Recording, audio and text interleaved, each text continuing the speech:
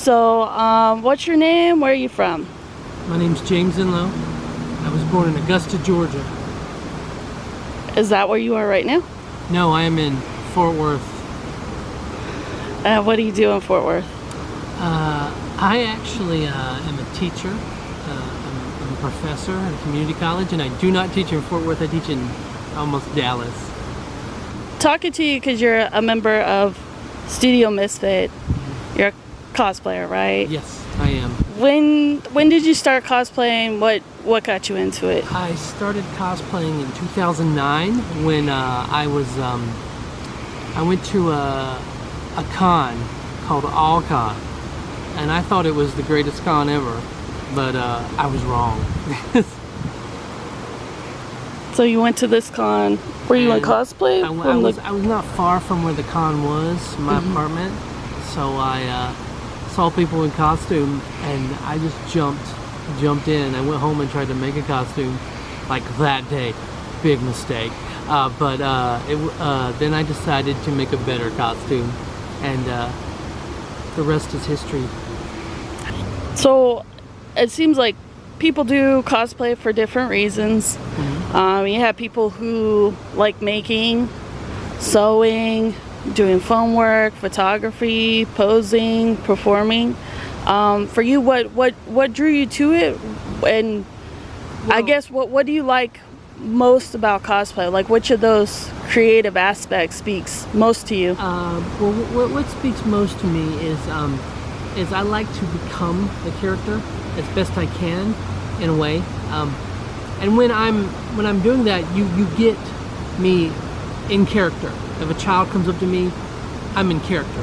They get that thing, and I don't drop it at all until, I guess I'll leave the con floor and go into my hotel room.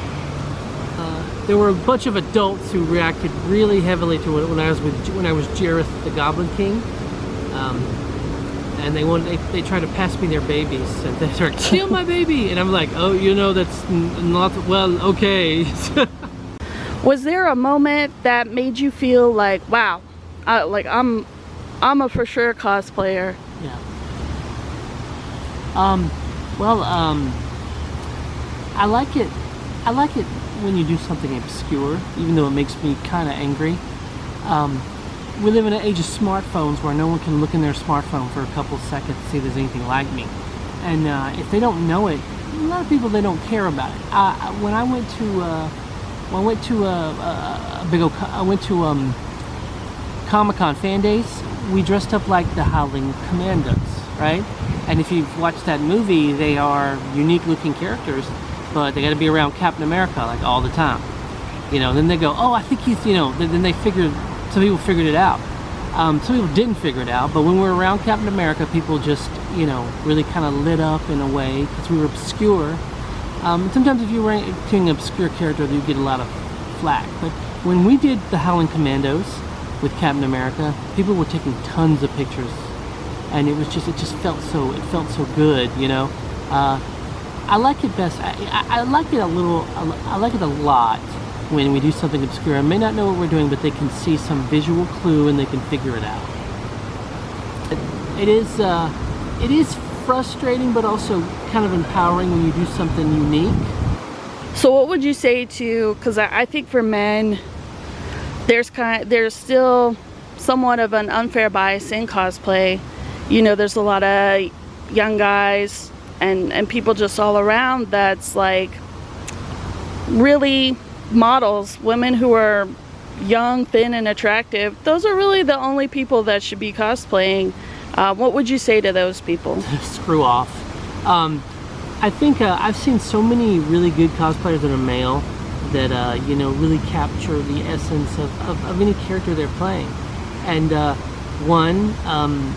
girls, I think it's pretty troublesome that that's what they want, all the men want, and then the men go straight up to a girl in cosplay and sort of just, or completely inappropriate with her, Whereas if a male is there, in presence, it might not happen so much. I don't think it happens. I really don't think it happens a lot. But if that's if that's the only thing they see, then there's lots of bad behavior that could probably accompany that. And I would prefer, that I prefer most people, if they see someone in character and they are generally pretty appropriate around them and pretty respectful. And I just think it's unfair, to say, even to believe something like that. I mean, yeah, how much TNA can you get, I mean, I usually interact with people, and that's the best part too, is I walk up as Jack Skellington, I'd say, if I see a little girl in a mayor costume, I'd say, come along, Mayor, come along! We have to get going!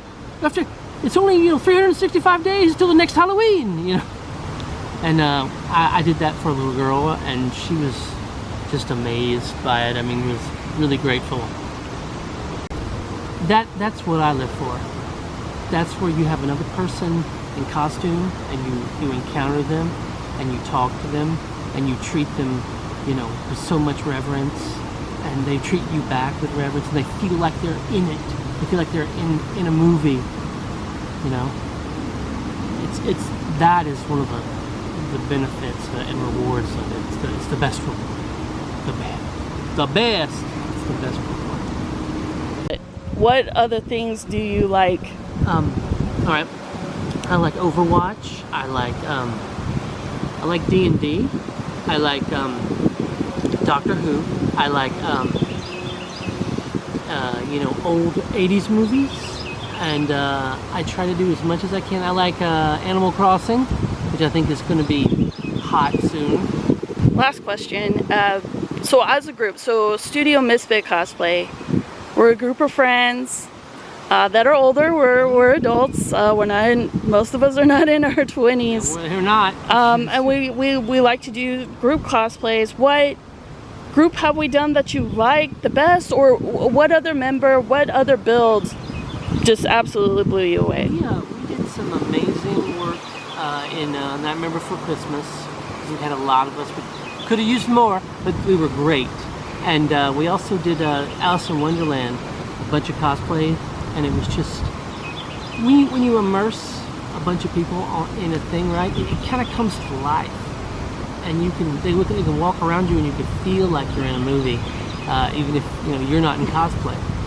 And there's just some brilliant things about that. We aren't afraid. We're trying not to have any body issues. We're trying, and we have colorful costumes, and that's the best part. Even if they don't know what it is, make it colorful. They still won't be able to look away from you, And we did some great stuff, amazing stuff as 30 plus,